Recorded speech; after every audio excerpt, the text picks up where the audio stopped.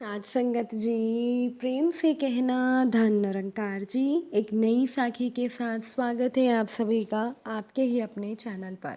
आज की साखी का विषय है कि चाहे वो भगवान का भगत हो या शत्रु, भगवान की कृपा तो उसे प्राप्त हो ही जाती है। चलिए सुनते हैं आज की ये साखी।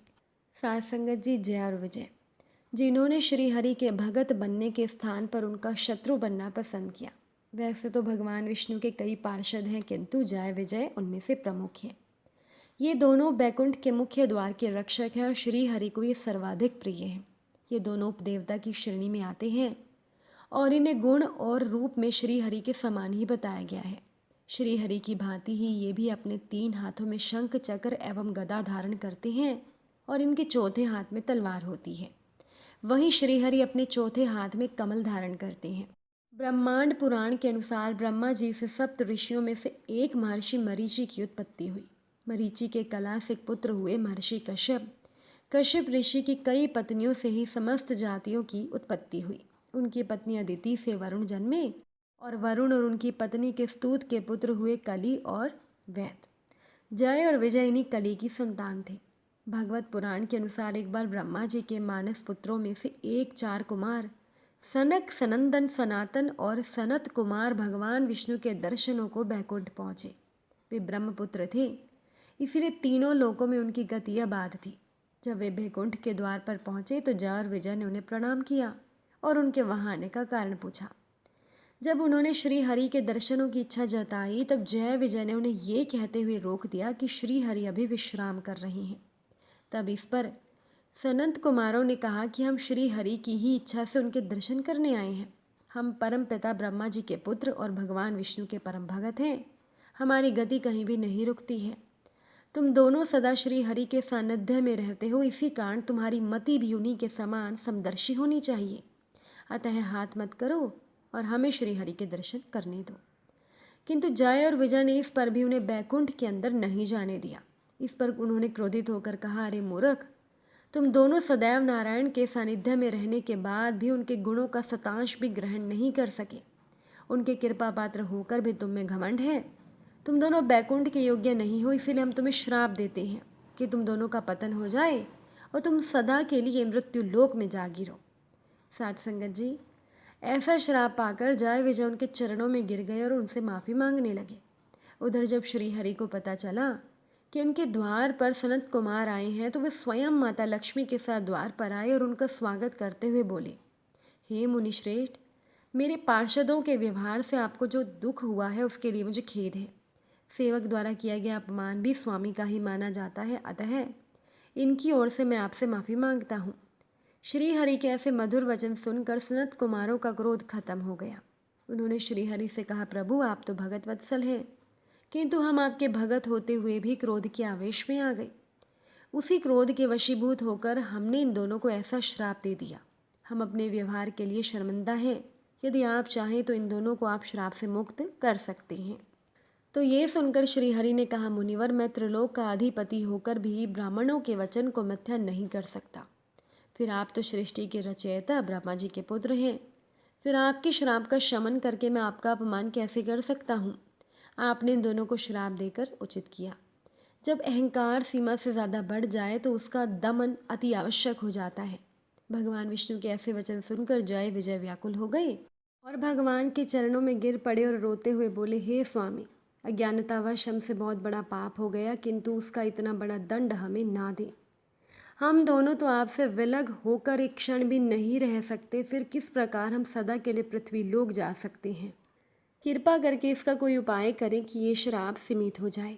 ये सुनकर श्री हरि ने कहा, चूंकि श्राप तुम्हें सनत कुमारों ने दिया है, इसलिए केवल वही तुम्हारे श्राप को सीमित कर सकते हैं। तब इस पर जय विजय ने पुनः सनत कुमारों से अपने श्राप को सीमित करने की प्रार्थना की। ये सुनकर उन्होंने कहा, वत्स, श्री हरि का आदेश है, इसलिए हमें तुम्हारा कल्याण करना ही होगा। हमारा श्राप तो मिथ्या हो नहीं सकता, किंतु हम तुम्हें वरदान देते हैं कि तुम दोनों पृथ्वी लोक पर महान विष्णु भगत के रूप में जन्म लोगे। 7 जन्मों के बाद पुनः श्री हरि के चरणों में बैकुंठ लौट आओगे। ये सुनकर जय विजय ने कहा, हे मुनिवर, हम तो क्षण भर के लिए भी प्रभु का वियोग नहीं सह सकते, फिर 7 जन्म तो बहुत ज़्यादा है। आप इसे सीमित कर दीजिए। तो ये सुनकर सनत कुमारों ने हंसते हुए कहा कि प्रभु के भगत से अभी अधिक यदि कोई उनका स्मरण करता है तो वो उनका शत्रु है। भगत प्रभु की भक्ति करना भूल भी जाए, किंतु शत्रु प्रत्येक क्षण केवल उसी का ही ध्यान करता है। यदि तुम 7 जन्मों तक प्रतीक्षा नहीं करना चाहते तो उनके घोर शत्रु के रूप में जन्मो। इससे तुम केवल 3 जन्मों में ही श्राप से मुक्त होकर पुनः बैकुंठ लौट आओगे। अब जय विजय के पास 2 विकल्प थे। एक तो ये कि भगवान का भगत बनकर 7 जन्मों तक भगवान का वियोग सहना, और दूसरा अपने ही स्वामी का घोर शत्रु बनकर केवल 3 जन्मों के बाद पुनः उनकी कृपा में लौट आना।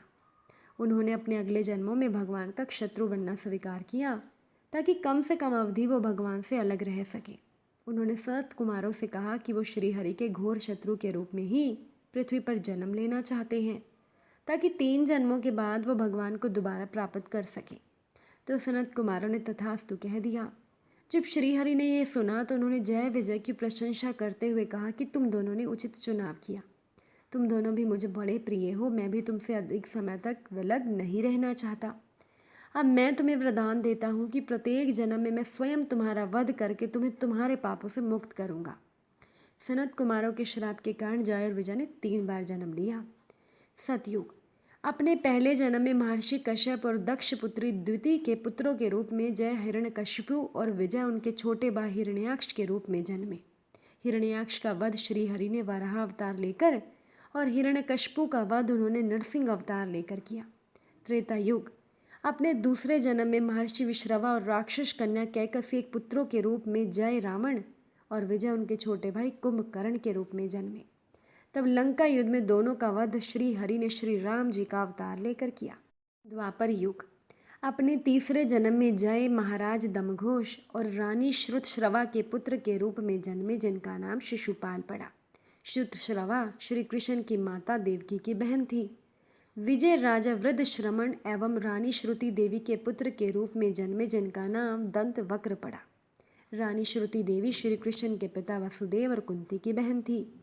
तो इस प्रकार से शिशुपाल और दंत वक्र दोनों श्री कृष्ण के भाई थे, किंतु दोनों का वध श्रीहरि के नवम अवतार श्री कृष्ण द्वारा ही हुआ। युधिष्ठिर के राजसूय यज्ञ में शिशुपाल श्री कृष्ण से उलझा, जिस कारण उन्होंने उसका वध कर दिया। राजसूय यज्ञ से लौटते समय अपने मित्र शिशुपाल और जरासंध के वध का प्रतिशोध लेने के लिए दंत वक्र ने श्री कृष्ण पर आक्रमण किया। दोनों में युद्ध हुआ, जिसमें दंत वक्र वीरगति को प्राप्त हुआ। तो इस प्रकार से अपने श्राप को भोग कर 3 जन्मों के बाद जय और विजय पुनः श्री हरि के पास बैकुंठ लौट गए और उनके पार्षद बने। अपने स्वामी का सानिध्य पाने के लिए पापी तक बन जाना, ऐसा कोई अन्य उदाहरण हमें नहीं मिलता। साध संगत जी, ये बात, ये साखी इस चीज़ को भी सिद्ध करती है कि चाहे वो भगवान का भगत हो या शत्रु, अंततः वो भगवान की कृपा को प्राप्त कर लेता है। आज की ये साखी आपको अच्छी लगी हो तो वीडियो को लाइक शेयर ज़रूर कर दीजिएगा। आप सभी से फिर मुलाकात होगी नई साखी नए विचारों के साथ। साध संगत जी, प्यार से कहना, धन निरंकार।